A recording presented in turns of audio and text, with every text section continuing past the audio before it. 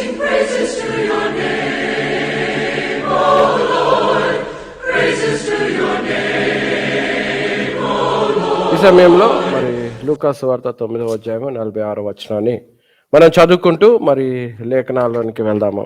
తమలో ఎవడు గొప్పవాడో అని వారిలో తర్కము పుట్టగా, యేసు వారి హృదయ ఆలోచన ఎరిగి ఒక చిన్న బిడ్డని తీసుకొని తన యొద్ద నిలవబెట్టి, ఈ చిన్న బిడ్డను నా పేరట చేర్చుకొనువాడు నన్ను చేర్చుకొనును, నన్ను చేర్చుకునివాడు నన్ను పంపిన వానిని చేర్చుకొనును. మీ అందరిలో ఎవడు అల్పుడు అయి ఉండునో వాడే గొప్పవాడని వారితో చెప్పాను. ప్రార్థన చేసుకున్నాం. ప్రేమగల తండ్రి, కృపగల రాజా, ఈ లేఖనం నీ హస్తాల మీద అప్పచెప్తున్నాం. అయినా నీ వాక్యాన్ని నేర్పించి మేము ఎలా నడుచుకోవాలో మమ్మల్ని సరిదిద్దుతూ నడిపించుతండి. ఈ సమయం అంతా నీ చేతులకు అప్పగిస్తూ మేము మారుమనసు పొందుతూ ప్రతి దినము నాయనా ఎన్ని నేర్చుకుంటున్నామో అన్ని విషయాల్లో మేము నూతన పరచబడుతూ ముందుకు సాగుటకు సహాయపడు. ఈ సమయం అంతా నీ చేతులకు అప్పగిస్తూ వింటున్న బిడ్డలని అందరినీ కూడా దీవిస్తామని యేసు నామములో అడుగుచున్నాం తండ్రి, ఆమేన్. ఈరోజు లెసన్ ఏంటంటే ప్రైడ్ అండ్ ద హంబుల్, గర్వము మరియు తగ్గింపు. రెండు విషయాలు మనము ఈరోజు చూసుకున్నాము. గర్వించటము, మరి అదేవిధంగా మరి దేవుని ఎదుట మనము తగ్గించుకొని జీవించుట, దీని విషయాల్ని మనం ధ్యానం చేసుకున్నాం. ఎందుకంటే ఇది అన్నిటికన్నా ప్రాముఖ్యమైన విషయము. మనము ఎప్పుడు మన ప్రవక్తనని బట్టే మనము పరలోక రాజ్యానికి వెళ్తామా నరకానికి వెళ్తామా అనేది మనము ఆ ప్రవక్తన మనల్ని నడిపిస్తా ఉన్నది. నీ క్రియలు మనుషుల ఎదుట ఎలా ఉండాలో మనం చెప్పే దేవుని లేఖనాలు మనకు సెలవిస్తా ఉన్నది. అదేవిధంగా దేవుని ఎదుట కూడా మన క్రియలు ఎలా ఉన్నాయో జాగ్రత్తగా పరీక్షించుకుంటూ ముందుకు సాగుతూ ఉండాలి. బైబిల్లో చూస్తే శిష్యులకి ఒక తర్కము పుట్టగా అంట, అనగా ఒక గొడవ స్టార్ట్ అయింది, ఒక ఆర్గ్యుమెంట్ స్టార్ట్ అయిందని లేఖనాలలో లూకా 9లో చూస్తున్నాం. ఏంటి ఈ ఆర్గ్యుమెంట్ అంటే, ఎవరు మనలో ఈ 12 మందిలో గొప్పవాడు అని ఒక చిన్న ఆర్గ్యుమెంట్ అనేది స్టార్ట్ అయింది. ఇట్లాంటి ఆర్గ్యుమెంట్స్ కుటుంబంలో కూడా జరుగుతూ ఉంటుంది, పిల్లల మధ్యలో జరుగుతూ ఉంటుంది. అంతేకాకుండా మరి ఉద్యోగంలో చేసేటప్పుడు మరి ఎంప్లాయీస్ మధ్యలో కూడా జరుగుతూ ఉంటుంది. ఒక తర్కము, లేదంటే ఒక ఆర్గ్యుమెంట్ అనేది ఎప్పుడు గొప్పవాడు ఎవరు అనే పాయింట్ విషయంలో చాలా మందికి ఇట్లాంటి ఆర్గ్యుమెంట్స్ వస్తూ ఉంటాయి. కాంపిటీషన్స్ పెట్టుకుంటారు ఎవరు గొప్పవాడుగా కావాలి అని. మొత్తానికి యేసు ప్రభు మాత్రము అర్థం చేసుకున్నాడు. లూకా 9లో మనం చూస్తున్నాము. వారి యొక్క ఆలోచనలు అర్థం చేసుకొని వారి యొద్దకి ఒక చిన్న బిడ్డని తీసుకొని వచ్చి, ఈ చిన్న బిడ్డ స్వభావము ఎవరైతే కలిగి ఉంటారో అలాంటి స్వభావం కలిగి ఉండాలి అని నేర్పిస్తూ ఒక స్టేట్మెంట్ అన్నాడు, మీ అందరిలో ఎవడు అల్పుడై ఉండునో వాడే గొప్పవాడని వారితో చెప్పాను. అల్పుడుగా ఎవరైతే జీవిస్తారో వారే గొప్పవారు అని ఆ యేసు ప్రభు వారికి స్టేట్మెంట్ చెప్పినట్టుగా చూస్తున్నాం. అల్పుడు అంటే అర్థం ఏంటంటే తగ్గించుకొని తను తాను మనుషుల ఎదుటను దేవుని ఎదుటను తను తాను తగ్గించుకొని జీవించేవాడు, అల్పుడుగా జీవించేవాడు అన్నమాట.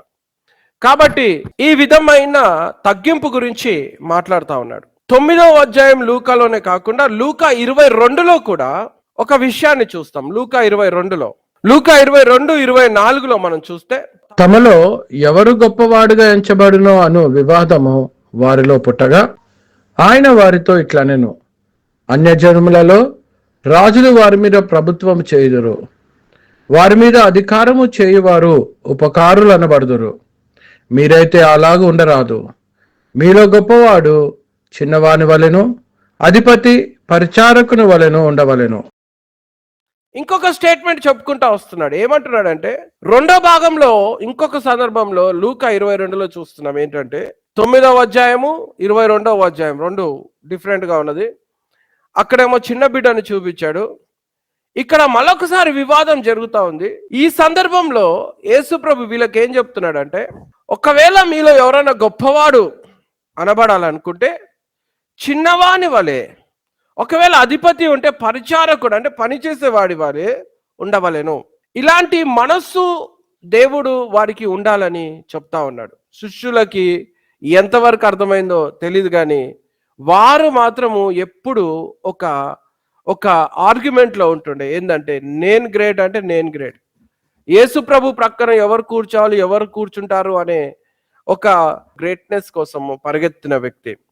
యోహాను 13లో కూడా మనం చూస్తున్నాం, యేసు మరణం గురించి మాట్లాడుతూ ఉంటే మన ప్రభు అయిన యేసుక్రీస్తు వీళ్ళందరి మధ్యలో వీరు ఏమనుకుంటున్నారంటే ఎవరు గ్రేట్ అని అనుకుంటుంటే యేసు ప్రభు వారి తగ్గింపు జీవితము ఒక క్రియలు ఎలా ఉంటాయో వారికి చూపించాడు. ఏం చేశాడంటే భోజనం పంక్తిలో నుండి లేచి తన పై వస్త్రమును అవతల పెట్టివేసి ఒక తువాలు తీసుకొని నడుమునకు కట్టుకొనెను.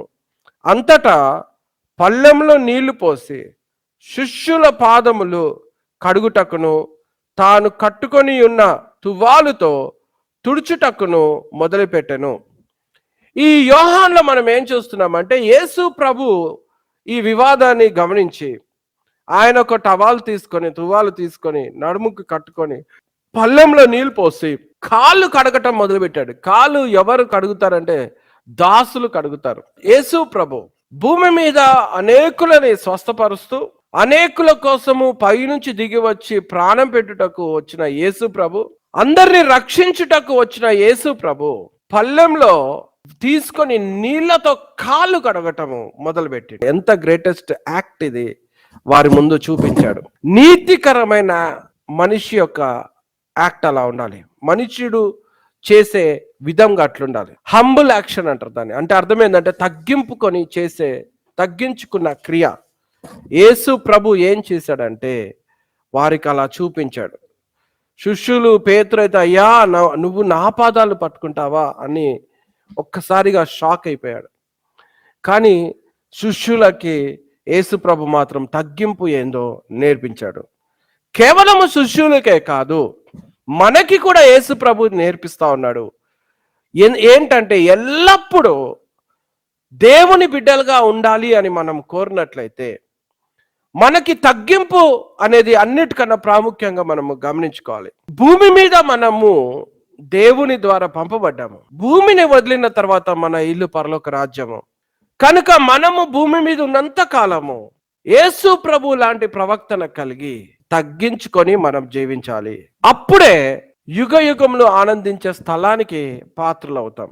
ఎందుకు ఈ విధంగా శిష్యులకు ఈ విధంగా ఎక్స్ప్లెయిన్ చేస్తూ వచ్చాడంటే గర్వము అన్నిటికన్నా భయంకరము. గర్వము తెలియకుండానే మనిషి లోపలికి వచ్చేస్తుంది.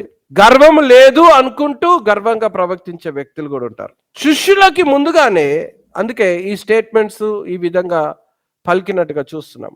గర్వము నాశనానికి ముందు నడుస్తుంది. వీరు నశించొద్దు అని ఆశపడ్డాడు దేవుడు.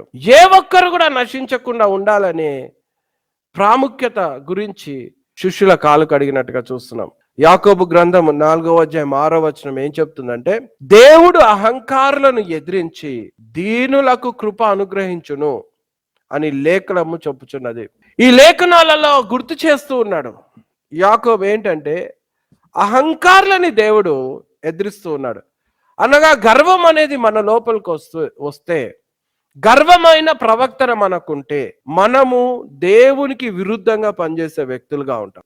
క్రైస్తవులు అని పేరు పెట్టుకొని గర్వం అనేది మన లోపల ఉంటే ఫస్ట్ ఆఫ్ ఆల్ నీకు దేవునికి కనెక్షన్ లేదు అని అర్థం. యేసు ప్రభు భూమి మీదకి వచ్చి తన్ను తాను ఎలా తగ్గించుకొని మన కోసం సిలువలో రక్తం కార్చాడో, నిజంగా యేసు ప్రభు రాకపోతే ఈరోజు మనకి పాపానికి మనకి కడగబడటం అనేది జరిగేది కాదు. ఈరోజు పాపాలు మనం కడుక్కొని ఆయన రక్తం ద్వారా అనగా బాప్టిజమం ద్వారా నూతన పరచబడి ఆయన బిడ్డలుగా మనల్ని తిరిగి యేసు ప్రభు మరణం ద్వారా మనల్ని ఎలా చేశాడో అంత తగ్గించుకొని సిలువలో రక్తం కార్చాడు మన కోసం. మనము పడాల్సిన దెబ్బలని, మనము యుగ యుగములు కాలాల్సిన మంటలో నుంచి తప్పించుటకు మన పాపాలన్నీ కూడా ఆయన వేసుకొని ఆయన వాటి కోసం రక్తం చిందించి ఒక్కసారిగా మనందరినీ కూడా విడుదల చేసేసాడు. ఎవరైతే ఆయన నామంన రక్షణ పొందుతారో వారికే పరలోక రాజ్యానికి మార్గము. వారి పాపములు కడగబడి మారుమనసు పొంది ఎవరైతే రక్షణ పొందుతుంటారో బాప్టిజమం ద్వారా వారికే పరలోక రాజ్యము. కనుక ఇంత గొప్ప రక్షణ మన కోసం ఇచ్చి అంత తగ్గించుకొని శిలువలో వేలాడబడి భూమి మీద సమస్తమైన లోకానికి సువార్తను ప్రకటిస్తూ ఆయన మరణించి ఉండగా మనకొక మాదిరిని ఇయ్యగా మనము యేసు కోసం ఏం చేస్తున్నామో, మనల్ని మనము తగ్గించుకొని జీవిస్తున్నామా లేదా, యేసు ప్రభు లాంటి స్వభావం ఉన్నదా లేదా అని మనము ఎప్పుడు పరీక్షించుకుంటూ ఉండాలి. ఎందుకంటే దేవుడు దీనులకు కృప అనుగ్రహించేవాడు. గర్వము, అహంకారులను ఎదిరించి దీనులకి కృప చూపిస్తాడు. అహంకారం అంటే హృదయం నుంచి పుడుతుంది. నిన్ను నువ్వు హెచ్చించుకుంటూ అహంకారంగా ప్రవర్తించే జనాలు ఉంటారు. రక్షణ పొంది కూడా అహంకారంగా ప్రవర్తిస్తే నీకు పరలోక రాజ్యము దక్కదు. బ్రదర్, మన హృదయంలో డీప్ ఇన్సైడ్ మనం ఎప్పుడు పరీక్షించుకోవాలి ఏంటంటే, ఆర్ వి హంబుల్? మనము తగ్గించుకొని నా ప్రవర్తన మనకున్నదా? నీ మాట యందు తగ్గింపు ఉన్నదా? ఇతరులని నువ్వు చూసే విషయంలో ఇతరులని నువ్వు తక్కువగా ఎంచనే వేయకుండా ఒక సమాధానమైన విధంగా నువ్వు అందరిని చూస్తున్నావా లేదా అనేది పరీక్ష చాలా ప్రాముఖ్యం. ఎందుకంటే నువ్వు పరీక్షించుకోకపోయినను దేవుడు మాత్రం నీ హృదయాన్ని పరిశీలించేవాడు. ఆయన అదే నీ జీవితంలో చూస్తున్నాడు. సామెతల గ్రంథము 16:18 ఏం చెప్తుందంటే, నాశనమునకు ముందు గర్వము నడుచును, పడిపోవుటకు ముందు అహంకారమైన మనస్సు నడుచు. సామెతలు జ్ఞాని రాస్తున్నాడు ఏంటంటే, ఒకవేళ నువ్వు గర్వంగా ప్రవర్తిస్తే నాశనం అనేది తప్పదు. అహంకారమైన జీవితం నీకుంటే నువ్వు పడిపోవటం అనేది తప్పదు. అందుకే భూమి మీద అహంకారంగా హెచ్చించుకునే వ్యక్తులు ఉంటారు. కొన్ని దినాల్లోనే చూస్తాం. ఏంటి తెలుసా? అవన్నీ పడిపోయే టైం వచ్చేస్తుంది. ఎవరు ఎంత హెచ్చించుకొని ఎంత గర్వంగా మాట్లాడినాను, ఇట్ ఈజ్ ఓన్లీ టెంపరీ అని ఒకటి అర్థం చేసుకోవాలి మనం. ఎప్పుడైతే అహంకారం వచ్చేస్తుందో ద నెక్స్ట్ లెవెల్ వాళ్ళకి ఏంటంటే పడిపోవటం అనేది చూస్తాం. ఎప్పుడైతే తగ్గించుకొని ఎల్లకాలం ఉంటాడో వాడు ఎప్పుడు ప్రతిదినము పైకి ఎత్తబడతానే ఉంటాడు. దేవుడు వారిని ఘనపరుస్తానే ఉంటాడు. బైబిల్లో ఒక 2 ఎగ్జాంపుల్స్ నేను మీకు ఇస్తాను ఈరోజు. ది ఫస్ట్ ఎగ్జాంపుల్ ఏంటంటే, హామాను అనే వ్యక్తిని మనం చూస్తాం. హామాను అనే వ్యక్తి తన జీవితంలో మనం ఏం చూస్తామంటే, ఇశ్రాయేలుని అందరినీ కూడా హతమార్చాలని చూశాడు ఒక చిన్న కారణాన్ని బట్టి. హామాను ఎవరు అంటే, ఎస్తేరు గ్రంథంలో మనము హామాన్ అనే వ్యక్తిని చూస్తాం. ఎస్తేరు గ్రంథంలో మొర్దెకాయ్ అనే ఇంకొక వ్యక్తిని కూడా చూస్తాం. హామాన్ వర్సెస్ మొర్దెకాయ్. హామాను గర్విష్ఠుడు, మొర్దెకాయ్ తగ్గింపు గలవాడు. మొర్దెకాయ్ జాబ్ ఏంటంటే గేట్ కీపరు. హామాను ఉద్యోగం ఏంటంటే రాజు దగ్గర ఒక మంత్రి. వీరిరువురిలో ఒకరు దీవించబడ్డారు, ఒకరు నశించారు. ఈ గ్రేటెస్ట్ ఎగ్జాంపుల్ బైబిల్ మన కోసం ఎందుకు పెట్టాడంటే, గర్వం వస్తే ఏమవుతుందో మనం తెలుసుకోవటానికి ముందుగానే మనకి ఇన్ఫర్మేషన్ ఇస్తున్నాడు కదండి. ఎంత మంచి దేవుడు మనకి కదండి. నిజంగా అపాయం వస్తుంది రాత్రి అని ముందుగానే మనకు తెలిస్తే ఎంత జాగ్రత్త పడతామో కదండి. సునామీ వచ్చేటప్పుడు హఠాత్తుగా వస్తుంది.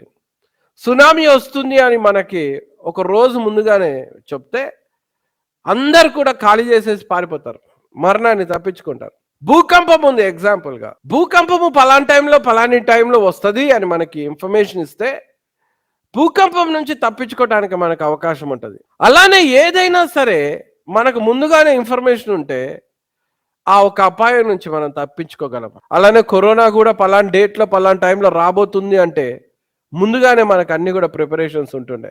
బ్రదర్స్ సిస్టర్స్, దేవుడైతే ముందుగానే ఇన్ఫర్మేషన్ ఇస్తున్నాడు మనకి. నాశనం రాకముందే నాశనం ఎట్లా వస్తుందో ముందుకు చెప్తా ఉన్నాడు. చెప్తూ ఏమంటున్నాడు అంటే, ఇలాంటి వ్యక్తులను చూపిస్తూ చెప్తున్నాడు. హామాన్ ఒక ఆయన ఉన్నాడు, ఎలా నాశనం అయ్యాడు. మొర్దెకాయ్ అనే ఒక వ్యక్తి ఉన్నాడు, ఎలా హెచ్చింపబడ్డాడు. ఇద్దరు జీవితాన్ని మనం చూపిస్తున్నాడు. ఎందుకు అంటే, ఇలాంటి ఎగ్జాంపుల్స్ బైబిల్లో మనకి ఎందుకు ఇస్తున్నాడు అంటే, సో దాట్ ముందుగానే మనకి ఇన్ఫర్మేషన్ ఇస్తున్నాడు. ఏంటంటే, యూ బీ కేర్ఫుల్, మనము జాగ్రత్త ఉండాలని, జాగ్రత్త జీవితం ఉండాలని ముందుగానే చెప్పేశాడు. ఈరోజు చాలా మంది నాలెడ్జ్ ఉందని హెచ్చించుకుంటారు, నా అంతటి వాడే లేడు నాలెడ్జ్ అని. ఇమ్మీడియట్లీ డౌన్ఫాల్ అనేది తప్పదు. నాలాంటి భక్తిపరుడే లేడు అని ఇంకా కొంతమంది చెప్తారు, వారికి వచ్చే డౌన్ఫాల్ అట్లనే ఉంటుంది. కొంతమంది వెల్త్ని చూసి, ఆస్తిని చూసి గర్వపడుతుంటారు, కొంతమంది టాలెంట్ని చూసి గర్వపడుతూ ఉంటారు, కొంతమంది కులంని చూసి గర్వపడుతూ ఉంటారు. ఏ గర్వం ఎక్కడి నుంచి వచ్చినానో పడిపోవటకు ముందు అది జరుగుతుంది. నాశనానికి ముందు అహంకారపు దృష్టి, అహంకారపు నడత అనేది జరుగుతుంది. హామాన్ ఎట్లాంటి వ్యక్తో చెప్తాను బ్రీఫ్గా. హామాను ఒక మంత్రి. ఆయనకు కావాల్సింది ఏంటంటే రోజు మనుషులు ఆయన బయట వెళ్ళినప్పుడు సాగిలపడి ఆయనకి నమస్కారం చేయాలి. ఇది హామాను యొక్క గుణం. హామాను ఎవరైతే సాగిలపడి నమస్కారం చేయరో హామానికి, వారిని హతమార్చడానికి ప్లాన్ వేసే వ్యక్తి. కానీ గేట్ దగ్గర ఉన్న ఒక గేట్ కీపర్, ఆయన పేరు మొర్దెకాయి, హామాను వెళ్తుంటే ఆయన సాగిలపడలే. ఎందుకంటే దేవునికి తప్ప మేము ఎవరికి సాగిలపడము అని హామానుకి సాగిలపడకుండా మొర్దెకాయ దేవుని కోసం నిలబడి ఉన్నాడు. ఆయన తగ్గించుకొని గేట్ దగ్గర ఉన్నాను, దేవుని ఎదుట కూడా తగ్గించుకొని ఉన్నాను. హామాను గర్వపు దృష్టిని ఆయన తలంపులు తెలిసి ఉన్నను, మొర్దెకాయ మాత్రము సాగిలపడలేదు. ఎందుకంటే అది వాక్యానికి విరుద్ధం కనుక. హామానికి ఎంత కోపం వచ్చిందో హామానికి తెలుసు, యూదులెవరు ఇశ్రాయేలీలు ఎవరికి సాగిలపడరని. అయినను హామాను కోరింది ఏంటంటే ప్రతి ఒక్కరూ ఆయన వెళ్తుంటే ఆయనకి సాగిలపడాలి. వెంటనే హామానికి కోపం వచ్చేసింది. ఈ ఒక్క మొర్దెకాయి నాకెందుకు సాగిలపడట్లేదు, కోపం వచ్చేసింది. హేట్రేడ్ కూడా వచ్చేసింది, ద్వేషం వచ్చింది. ఎప్పుడన్నా గుర్తుపెట్టుకోండి, నువ్వు గర్వంలో నడుస్తే 3 విషయాలు ఎప్పుడు నీ వెంట పడతా ఉంటుంది. ఒకటి ఏంటంటే నీకెప్పుడు మనుషులు నేను హెచ్చించాలని ఆశపడతా ఉంటావు. ఎప్పుడు ఆ ఒక ఆశ ఉంటుంది, హెచ్చించు కోసం కోరుకుంటా ఉంటారు. మనుషులు మెచ్చుకోవాలి, దేవుడు మెచ్చుకోవాలనే ఆశ ఉండదు. కానీ మనుషులు నిన్ను ఘనపరచాలనే ప్రయాసంలోనే నువ్వు పరిగెత్తుతా ఉంటావు. సౌలు పరిగెత్తింది కూడా దానికోసమే. ఆ ఒక్క ఫస్ట్ గుణం నీ లోపల ఉంటుంది గర్వం ఉంటే. ఏంటంటే ఎప్పుడు మనుషులు నీకు జై కొట్టాలి. ఎవరన్నా సరే నిన్ను మెచ్చుకోకపోతే వెంటనే నీకేమొస్తుంది తెలుసా? హేట్రెడ్, ద్వేషం అనేది స్టార్ట్ అవుతుంది. ఎందుకు ద్వేషిస్తావు మనుషులని? ఏంటి కారణము? ఎందుకంటే నీలో తగ్గింపు లేదు, గర్వం ఉన్నది. ఎందుకు ఏంటి ఆ గర్వం అంటే, నువ్వు చెప్పినట్టే అందరు వినాలి, నువ్వు ఎస్ అంటే ఎస్, నో అంటే నో అనాలి. నీ మాట వినకపోతే వారి మీద ద్వేషం అనేది స్టార్ట్ అయిపోతుంది. అంతేకాకుండా నిన్ను పలకరించకపోతే నీకు కోపం వస్తూ ఉంటుంది, నిన్ను పట్టించుకోకపోతే నీకు ద్వేషం అనేది స్టార్ట్ అవుతూ ఉంటుంది, నిన్ను గణపరచకపోతే ఇంకా ద్వేషంలో నిండిపోతావు. బ్రదర్ సిస్టర్స్, తగ్గింపు ఉంటే ఏమవుతుందో తెలుసా అండి? ఎవరిని పట్టించుకోరు. తగ్గింపు ఉంటే నేను అల్పుడను అని అనుకుంటారు. ఎవరు పలకరించకపోయినా నువ్వు వ్యసన పడవు హృదయంలో. నిన్ను నువ్వు తగ్గించుకుంటున్నావు కనుక, దేవుడు నీ వైపు ఉన్నాడు కనుక నువ్వు ఎంతో చక్కగా ప్రవర్తించుకుంటూ ముందుకు వెళ్తా ఉంటావు. ఎవరి మీద ఘనత కోసం పరిగెత్తావు, దేవుడు నన్ను ఘనపరిస్తే చాలు అన్ని ముందుకెళ్తావు. కానీ మనుషుల ఘనత కోసం ప్రయాసపడవు. ద్వేషం అనేది అసలు హృదయంలో ఉండదు. ఎందుకంటే నువ్వు ఎవరి గురించి ఆలోచన లేదు కనుక ద్వేషించడానికి ఏమీ లేదు నీ హృదయంలో. ఎప్పుడైతే ఈ 3 నీ లోపల ఉన్నప్పుడు నీ లోపల గర్వం ఉన్నది. బ్రదర్ సిస్టర్స్, హామానికి 3 ఉన్నాయి. హామాను ఒక స్కెచ్ చేసేసాడు, ప్లాన్ వేసాడు. మొర్దెకాయిని చంపేయాలి, మొర్దెకాయినే కాదు ఇశ్రాయేలులందరినీ కూడా చంపేసేయాలి, వీరు నాకు సాగిలపడరు అనే స్టేట్మెంట్ ఆయన లోపలికి వచ్చేసింది. బ్రదర్ సిస్టర్, గర్విష్ఠుడు ఎన్ని ప్లాన్లు వేస్తున్నాను ఒక్కటి నేర్చుకోవాలి, ఆ ట్రాప్లో వాళ్ళే చిక్కుతారు. గర్విష్ఠుడు నీకు విరుద్ధంగా ఎన్ని రకాలుగా ప్రయత్నించినాను వారి తవ్విన గుంటలో వాళ్ళే పడతారు. కానీ తగ్గించుకున్న వాడి తట్టు పరలోకం ఉంటుంది. ఎప్పుడు కూడా గుర్తుపెట్టుకోండి. తన్ను తాను తగ్గించుకొని దేవుని ఎదుట చక్కగా జీవిస్తూ తన నోటిని కాపాడుకుంటూ హృదయాన్ని కాపాడుకుంటూ తలంపులలో జాగ్రత్తగా కావలిగా ఉండేవారు తప్పక వారి పక్షాన దేవుడు ఉంటాడు. He will show his mercy on them. ఎన్ని వచనాలు ఉంటాయో సామెతలు కానీ దాని తర్వాత కీర్తనలలో మీరు తగ్గింపు జీవితం గల వారి విషయంలో చూస్తే దేవుడు ఎలా వారికి అండగా ఉంటాడో ఆశ్చర్యమవుతుంది. మొర్దెకాయికి కూడా దేవుడు ఆయన పక్షాన ఉన్నాడు.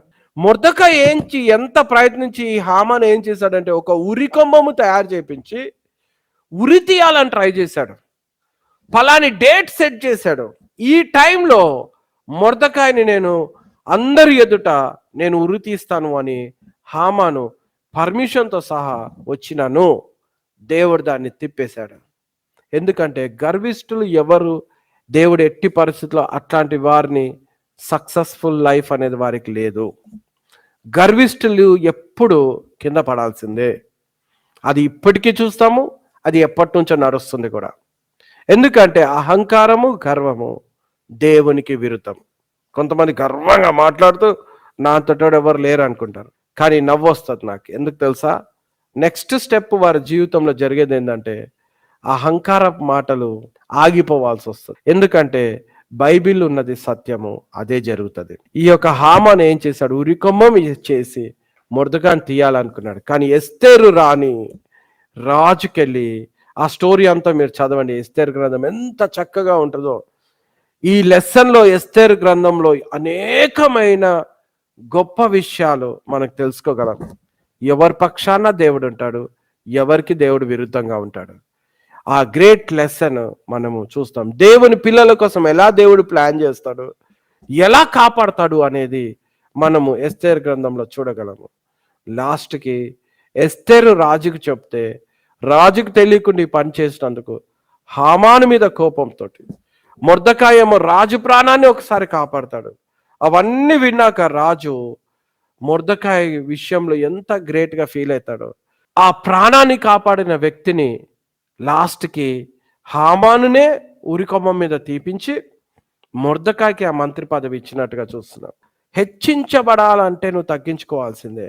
ఈరోజు నీకేం లేకపోవచ్చు, ఘనత లేకపోవచ్చు, పేరు లేకపోవచ్చు, నీకు ఎవరు పట్టించుకోలేని పరిస్థితి ఉండొచ్చు, కానీ నిన్ను నువ్వు తగ్గింపు కలిగిన హృదయంతో ఉంటే స్లోగా అదే నీకు ఒక హెచ్చించులోనికి దేవుడు నిన్ను నడిపిస్తాడు.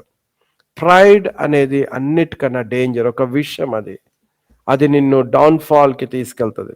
రెండో ఎగ్జాంపుల్ కూడా మనం చూసుకుందాం. ఏంటి తెలుసా అండి? రెండో ఎగ్జాంపుల్ ఏంటంటే, ఈ ఫస్ట్ ఎగ్జాంపుల్ మనం చూస్తాము పొజిషన్ని బట్టి ఎంతో గర్వించిన హామాను. ఆయనకున్న పదవిని చూసుకొని ఎంతో గర్విస్తూ నేనేదో గ్రేట్ అని అనుకున్నాడు. చివరికి పడిపోయిన పరిస్థితి వచ్చింది. కొంతమంది ధనాన్ని చూసి గర్వపడతా ఉంటారు. ఓ నాకు చాలా ధనం ఉంది అని అనుకుంటారు. సెకండ్ ఎగ్జాంపుల్ కూడా చెప్పి నేను ముగిచ్చేస్తాను. సెకండ్ ఎగ్జాంపుల్లో ఎవరిని మనం చూడగలం తెలుసా అండి? బైబిల్లో అనేకమైన మంది ఉన్నారు ఎగ్జాంపుల్స్లో మనం చూస్తే, కానీ సెకండ్ ఎగ్జాంపుల్ ఒకటి రెండు చెప్పి నేను ముగిచ్చేస్తాను. ఏంటంటే నెబ్కద్నెజర్ రాజు. దానియేలు గ్రంథము 4వ అధ్యాయంలో రాజైన నెబ్కద్నెజర్ తన సొంత రాస్తున్న మాటలు అక్కడ రికార్డెడ్ ఉన్నాయి. దేవుని ఎంత మహిమపరిచిండంటే ఆయన టెస్టిమనీ రాస్తూ దేవుడు ఎవరికి నిజంగా పొజిషన్ ఇస్తాడు అనేది చక్కని స్టేట్మెంట్స్ ఆ ఒక డానియల్ 4లో రాస్తాడు. Daniel 4th chapter is a greatest lesson for us. ఏంటంటే ఆ lesson how God supports and ఎవరికి సింహాసనం ఇచ్చే దేవుడు, ఎవరు పడిపోయే మనుషులు, ఎవరికి దేవుడు విసర్జిస్తాడు అని తెలుస్తా ఉన్నది. దానియేలు గ్రంథంలో మనం ఏం చూస్తామంటే నెబ్కద్నెజర్ రాజుకు ఒక కళ పడుతుంది. ఈ కళలో ఒక పెద్ద చెట్టు, ఎంతో బలమైన చెట్టు అంట బైబిల్ చెప్తుంది. దాని హైట్ ఆకాశానికి అంటుతుందంట. దాని వెడల్పు ఎంత ఉందంటే పక్షులన్నీ వచ్చి ఆహారం పొందుకుంటా ఉన్నాయి. దాని కింద ఎంతో మంది నీడ తీసుకుంటున్నాడు, ఆశ్రయం పొందుతున్నారు. ఈ చెట్టును చూస్తే ఆ చెట్టు భూమి అంతటి వారికి కనిపించే అంట ఎత్తుగా ఉందంట. అలా ఎక్స్ప్లెనేషన్ ఇచ్చాడు ఆ చెట్టు గురించి. ఈ చెట్టు ఇంత చక్కగా ఎదిగిన తర్వాత అనేకమైన పలహారాలు, సమస్తము భూమి మీద ఉన్న వారికి ఆహారం దొరుకుతున్న చెట్టుగా ఉన్నది. ఇంత లోపల పైనుంచి చూసే ఒక అబ్జర్వర్ ఆయన కిందికి వచ్చి, ఈ చెట్టు చాలా ఎదిగిపోయింది, దీన్ని నరికేసేయండి, నరికేసి దీని కొమ్మ కింద భాగం ఏదైతుందో అది అక్కడి వరకు నరికేసి దాని చైన్లతో కట్టేయమన్నాడు. ఆ మొద్దుని ఇనుము ఇత్తడితో చేయబడిన ఆ చైన్ ఏదైతే ఉంటుందో దానితోటి దాన్ని కట్టేసి గడ్డితో పాటు పెరగాలి, జంతువులతో పాటు పెరగాలి, ఇలా 7 తరాల వరకు అది ఉండాలి అని చెప్పి ఒక కళ ఆయనకి పడ్డది. వెంటనే నెబ్కద్నెజర్ రాజుకి అర్థం కాలేదు. ఈ రాజు భయపడిపోయి శకునగాళ్ళని అందరినీ పిలిచి అడిగాడు, దీని భావం ఏంటి, ఎవరైనా చెప్పగలరా? కళలు పడితే భావం మనకు తెలియదు, ఎవ్వరు చెప్పలేకపోతారు. లాస్ట్కి దేవుని ఆత్మ గల దానియేలుని పిలిపిస్తే దానియేలు దాని యొక్క భావాన్ని చెప్తాడు. ఇంత ముందుగానే ఇన్ఫర్మేషన్ ఇచ్చినాను, నెబ్కద్నెజర్ రాజు నిర్లక్ష్యం చేశాడు. దేవుడు ఎంత మంచి దేవుడు అంటే he gives information ahead of time. మనకి నాశనం రాకముందే జాగ్రత్త అని మనకు హెచ్చరికలు ఇస్తాడు. ప్రతి మెసేజ్లో ఏదో ఒక హెచ్చరిక మనకు దేవుని ద్వారా దొరుకుతుంటది మన జీవితంలో సరిదిద్దుకోవటానికి. కొంతమంది పట్టించుకున్నవాడు జ్ఞానవంతుడు తన ఇల్లును కట్టుకుంటాడు బండ మీద. బుద్ధిహీనుడు ఏం చేస్తాడంటే ఎంత విన్నాను మాట త్రోసేస్తాడు దేవుని వాక్యాన్ని. లాస్ట్కి వచ్చే అవుట్కమ్ బైబిల్ చెప్పినట్టే వస్తుంది. బైబిల్ చెప్పినట్టే ఆ వ్యక్తి పరలోకాన్ని పోగొట్టుకుంటాడు మరియు భూమి మీద కూడా నాశనానికి నడిపిస్తాడు. అందుకే దేవుడు నెబుకద్నెజర్ రాజు కూడా ఒక సంవత్సరం ముందే ఇన్ఫర్మేషన్ ఇస్తున్నాడు. Nebuchadnezzar careful, this is what is going to happen. నువ్వు హెచ్చించుకుంటే ఇలా జరుగుతుందని దానియేలు వచ్చి చెప్తాడు. చెట్టు ఎవరయ్యా? నువ్వు నీ రాజ్యమే చెట్టు. అంతగా ఎదిగి ఆకాశం వైపు టచ్ చేస్తుంది అంటే అంతగా దేవుడు నిన్ను ఘనపరచబోతున్నాడు. భూమి మీద ఉన్న ప్రతి ఒక్కరూ నీ దగ్గరకు వచ్చి బిజినెస్ చేయగలరు. అంత ఆస్తికర్తలుగా దేవుడు నిన్ను చేయబోతున్నాడు. నీలాంటి పవర్ఫుల్ రాజు ఇంకెవరు ఉండరు. అంత ఎర్త్లోనే భూమిలోనే అందరూ నీ పేరు తెలుసుకునే వ్యక్తిగా నువ్వు అవుతావు అని చెప్పిన తర్వాత దానియేలు ఏమంటాడు తెలుసా? జాగ్రత్త, నీలో హెచ్చించి వచ్చి గర్వించి నాది అని నువ్వు అనుకున్న రోజు నువ్వు పడిపోయి ఒక చెట్టు మొద్దుని మొత్తం కట్ చేసిన మొద్దు భాగాన్ని మాత్రమే ఉంచటము అనేది ఎలా జరిగిందో అంటే నీ మొత్తం నువ్వు రాజ్యాన్ని పోగొట్టుకొని ఘనత పోగొట్టుకొని పూర్తిగా జంతువులతో పాటు ఉండే పరిస్థితి నీకు వస్తుంది అని చెప్పి దానియేలు చెప్పి అడ్వైజ్ ఇచ్చి వెళ్ళిపోతాడు. జాగ్రత్త అని దేవుడు నీకు ఇది చూపించాడు. What a wonderful God. ఈరోజు మనకు నూతన నిబంధన ద్వారా చూపిస్తున్నాడు అనేకమైన లేఖనాలు. కొంతమందికి లేఖనాలు అర్థం కాదు. రక్షణ పొందు అంటే అర్థం కాదు.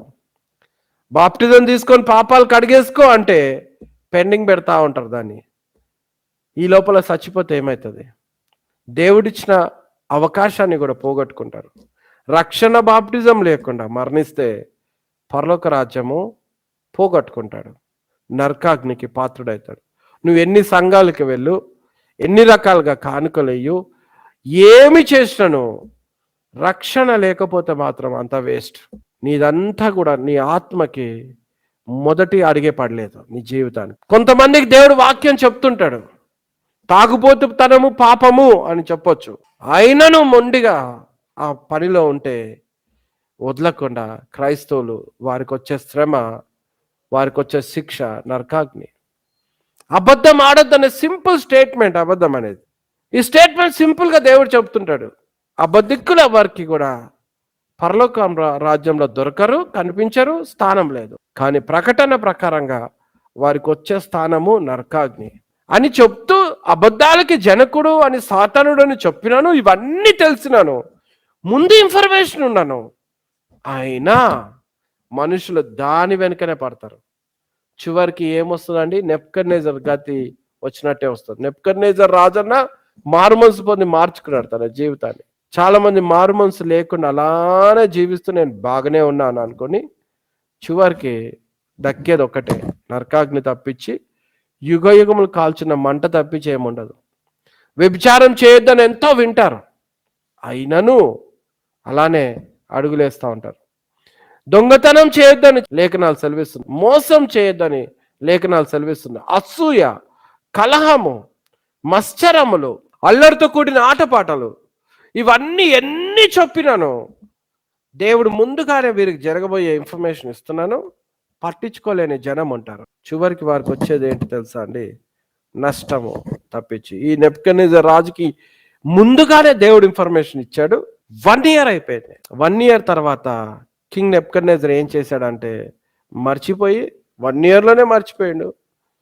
మేడపైన నిలబడి ఇంకా నోటి లిప్స్కి వస్తుంటుంది ఆయన మాట ఘనత కోసం. అవంతా ఆయన రాజ్యాన్ని, ఆయన ఆస్తిని అదంతా చూసుకొని ఓ వాట్ ఏ గ్రేట్ అని అనబోతుంటాడు నోట్లో నుంచి. నేను చేసిన నా సంపాదన అనేబోయే లోపల ఏమైపోయిందంటే పైనుంచి చూస్తున్న వ్యక్తి వచ్చి ఆయనను వెంటనే శాపాన్ని పలికేశాడు.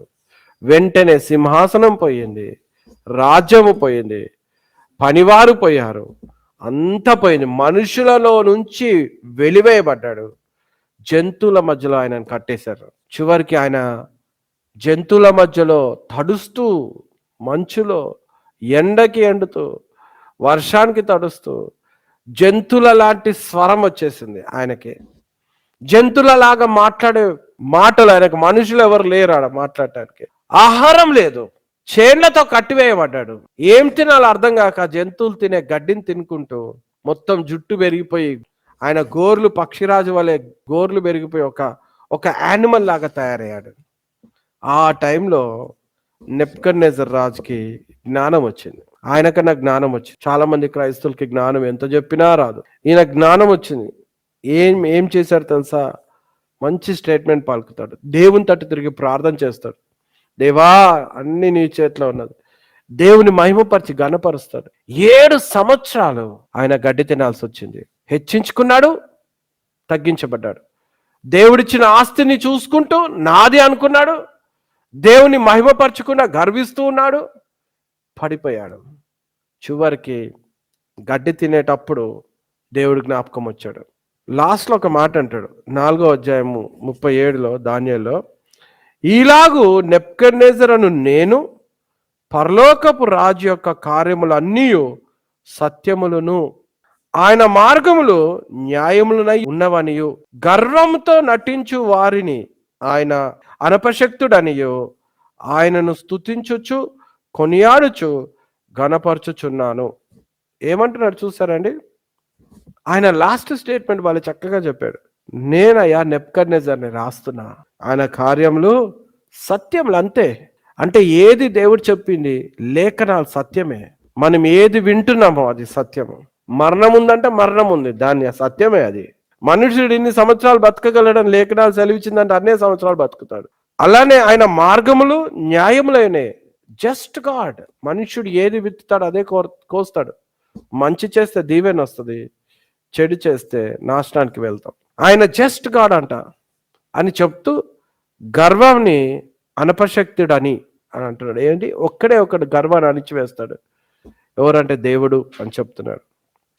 అని చెప్తూ ఆయనని స్తుతిస్తున్నాడంట, ఘనపరచుచున్నాడంట. ఒక Nebuchadnezzar who doesn't know God, just దానియేలు ద్వారా దేవుని తెలుసుకున్న రాజు అలా తెలుసుకున్నాడు. ఆయన ఘనపరుస్తూ, ఆయన సాక్ష్యం ఇస్తూ, ఆయన వర్తమానం లోకమందరికీ రాశాడు. ఏంటంటే గాడ్ ఈజ్ పవర్ఫుల్ అని. బ్రదర్ సిస్టర్స్, గర్వము అన్నిటికన్నా డేంజరస్. దేని విషయంలో హెచ్చించుకోవద్దు క్రైస్తవులు. ఉజియా రాజు అయితే టాలెంట్ గురించి హెచ్చించుకున్నాడు. కింగ్ ఉజ్జాయా. ఆయన ఎంత టాలెంట్ దేవుడిచ్చాడంటే యంత్రాలను తయారు చేస్తున్నాడు. అన్ని రకరకాలైన ఎక్స్ట్రీమ్లీ టాలెంటెడ్ పర్సన్. ఆ జ్ఞానానికి మించిన జ్ఞానం ఆయననే. హీస్ ద ఫస్ట్ మ్యాన్ ఒక షూటింగ్ ని తయారు చేసిన వ్యక్తి. ఎలా శత్రువుని మనం షూట్ చేయగలము అనేది ఆ సైనికుల దగ్గర ఆ షూటింగ్ ఎక్విప్మెంట్ ని తయారు చేసిన వ్యక్తి ఆయనే, ఫస్ట్ వ్యక్తి. అంతగా టాలెంటెడ్ వ్యక్తిలో గర్వం వచ్చిందంట. గర్వం వస్తే వెంటనే చెడిపోయిందంట. బైబిల్ చెప్తుంది. 2వ దినవృత్తాంతములు 26:19 ఉంటుంది. దాని తర్వాత 2 రాజుల గ్రంథం 15వ అధ్యాయం 5లో ఈయన గురించి చదవగలము. 2వ దినవృత్తాంతము 26:16లో ఎంత మంచి స్టేట్మెంట్ ఉందంటే, అయితే అతడు స్థిరపడిన తర్వాత అతడు మనస్సున గర్వించి చెడిపోయాను. మనస్సులో గర్వించి చెడిపోయిందంట. చూసారా అండి? మనసులోనే గర్వించిండంట, వెంటనే చెడిపోయిందంట. What a dangerous situation. గర్వంతో ఉజ్జయా కూడా కుష్ఠరోగుడైపోయి సింహాసనం పోగొట్టుకొని రాజ్యాన్ని పోగొట్టుకొని చనిపోయే వారికి ఒక చిన్న ఇంట్లో, ఒక చిన్న అవుట్ సైడ్ ద సిటీలో బతకటం మొదలుపెట్టాడు. అందుకే 1 పేతురు గ్రంథం 5వ అధ్యాయం 6వ వచనం చెప్తుంది, దేవుడు తగిన సమయమందు మిమ్మల్ని హెచ్చించినట్లుగా ఆయన బలిష్టమైన చేతి క్రింద దీన మనస్కులై ఉండుడి. ఎలా ఉండాలంట? మనము దీన మనస్సుతో ఉండాలంట. ఆయన తగిన సమయం వస్తుంది, నీ దీనత్వాన్ని చూసి తప్పక నిన్ను హెచ్చిస్తాడు. అది గ్యారంటీ. అదే విధంగా గర్వం ఉంటే మాత్రము పడిపోతాము అని మనకి ముందుగానే దేవుడు ఇన్ఫర్మేషన్ ఇస్తున్నాడు. యాకోబు 4:10, ప్రభు దృష్టికి మిమ్మల్ని మీరు తగ్గించుకొనుడి, అప్పుడు ఆయన మిమ్మును హెచ్చించును. దేవుని దృష్టిలో ఎప్పుడు తగ్గించుకొనే ఉండాలి. ఈరోజు నీకేదున్నా దేవుడిచ్చిందే. ధనము దేవుడిదే, టాలెంట్ దేవుడిదే, నీకున్న బ్యూటీ ఉండొచ్చు, అది దేవుడిదే. లేదంటే వెల్త్ ఉండొచ్చు, అది దేవుడిదే. ఏదున్నా దేవుడిదే. ఒక వస్తువు దేవుని ద్వారా కలిగింది, ఏదున్నా దేవుని ద్వారా కలిగింది. కనుక ఎక్కడా నువ్వు హెచ్చించటానికి లేదు. సంపాదించుకోవటానికి సామర్థ్యత ఇచ్చింది కూడా దేవుడే లాస్ట్కి వచ్చేసరికి. కాబట్టి హెచ్చించుకోవటానికి మనకి ఎక్కడ మార్గం లేదు. ఇవన్నీ దేవుడిస్తుంటే నిన్ను నువ్వు హెచ్చించుకొని నాది, నా టాలెంట్ అని, నేను చాలా గొప్పవాడను, నేను చాలా పెద్దవాడను అని ఇలా రకరకాలుగా మనుషులని డౌన్ఫాల్గా చూసి, మనుషులని తక్కువగా చూసి, కొంతమందిని పలకరించకుండా, కొంతమందిని సెలెక్టెడ్ పీపుల్ని పలకరించుకుంటా, అదేవిధంగా వారేంది నాకు, వారి ముందు నేనేంటి, వాడు నా ముందు ఏంటి అని ఊహలో ఊహించుకుంటూ, గర్వించుకుంటూ, మనుషులని భేదాలు పెట్టుకొని జీవిస్తే నీలో గర్వం ఉన్నది. నెక్స్ట్ నీ గతి పడిపోతావు అంతే. ముందుగానే దేవుడు చెప్పేశాడు. కానీ తగ్గించుకొని ఉంటే నేను వేస్ట్, పనికిరాని వాడను, నాలో టాలెంట్ లేదు, ఏదున్నా అంత దేవుందే, మనుషులందరితో సమానంగా జీవిస్తూ, మనుషుల ఎదుట తగ్గించుకుంటూ, ఒక సమాధానమైన ప్రేమతో జీవిస్తూ జాగ్రత్త ఉంటే అట్లాంటి వారి ఆశీర్వాదం చాలా ఉన్నాయి. టైం లేదు లేఖనాలు చెప్పడానికే, కానీ వారి పిల్లల్ని కూడా దేవుడు దీవిస్తాడంట. ఓకేనా అండి? వారి ప్రార్థనలు దేవుడు ఆలకిస్తాడంట, తగ్గింపు గల వారి ప్రార్థన. వారి కష్టాల నుంచి దేవుడు విడుదల చేస్తాడంట. వారు చేసిన పనులన్నిట్లో సఫలపరుస్తాడంట. ఇంకొకటి మంచి మాట చెప్పాడు, ఏంటంటే బైబిల్లో ఉన్న సీక్రెట్స్ కూడా వారికి అర్థమవుతుందంట. అనేకమైన సీక్రెట్స్ ఉన్నాయి బైబిల్లో, అది ఎవరికి అర్థం కాదు. దీనులకే కోసమే అది పెట్టాడంట. దీనంగా ప్రవర్తించి వారికి ఆ సీక్రెట్ అనేది ఏంటో వాళ్ళకి అర్థమవుతుంది బైబిల్లో. మోసెస్ చూడండి ఎంత తగ్గించుకున్నాడు. Until the death he was very humble. ఆయన లాంటి తగ్గింపు గలవాడు భూమి మీద ఎక్కడా లేడంట బైబిల్ చెప్తుంది. అందుకే దేవుడు ఆ పొజిషన్ ఇచ్చాడంట. కోరా హెచ్చించుకున్నారు, మిరియాం హెచ్చించుకుంది, వాళ్ళందరికీ కూడా నష్టం కలిగింది. కోరాహు వాళ్ళు భూమి తెరవబడి లోపలికి వెళ్ళి భూమి మూసేసి మింగేసింది భూమి. గర్వించిన వారందరూ పడిపోయాడు. సౌలు గర్వించాడు, పడిపోయాడు. దావీదు తగ్గించుకున్నాడు, హెచ్చింపబడ్డాడు. ఇలాగా 2 రకాల మనుషులను బైబిల్లో చూస్తూ ఉంటాం. ఇవన్నీ ఎందుకు మనకు చూపిస్తుంది తెలుసా? మనము యు సెలెక్ట్ హంబుల్, తగ్గింపునే ఎన్నుకో, తగ్గించుకొని జీవించు. ఎవరిని తక్కువగా చూడద్దు. హెచ్చించుకుంటూ వాళ్ళకనే నేను గొప్పవాడిని అని అనుకోదు. కొంతమంది లేఖనాలు చాలా తెలుసు అని హెచ్చించుకుంటారు సువార్థికులు. నా అంత గొప్పవాడు ఎవరు లేరు, నేనే గ్రేట్, మిగతా వాళ్ళంతా వేస్ట్ అని అనుకుంటుంటారు. అది కూడా ఒక గర్వము. వాళ్ళకు కూడా డౌన్ఫాల్ రావాల్సింది. ఈరోజు ఎంత లేఖనాలు తెలిసినాను అయినా ఏం తెలియనట్టే. బైబిల్ ఒక సముద్రం లాంటిది. ఎంత చదివినాను కొత్తవి తెలుసుకుంటానే ఉంటాం. కనుక ఈరోజు ఎవ్వరు కూడా నాకు అంత తెలుసు అనటానికి అవకాశమే లేదు. కొంతమంది ఏమనుకుంటారు, నాకు అన్నీ తెలుసు అని అనుకొని అదొక గర్వంతో ఉండి ఏలెత్తి చూపిస్తూ ఉంటారు. వీళ్ళు వాళ్ళు బ్రదర్ సిస్టర్స్, అది కూడా ఒక గర్వం. తగ్గింపు ఉంటే నిన్ను నువ్వు ఏలు చూయించుకుంటావు. నేను ఎలా జీవిస్తున్నా, నేను తగ్గించుకున్నానా లేదా అనే మైండ్ తోటి ఉంటావు.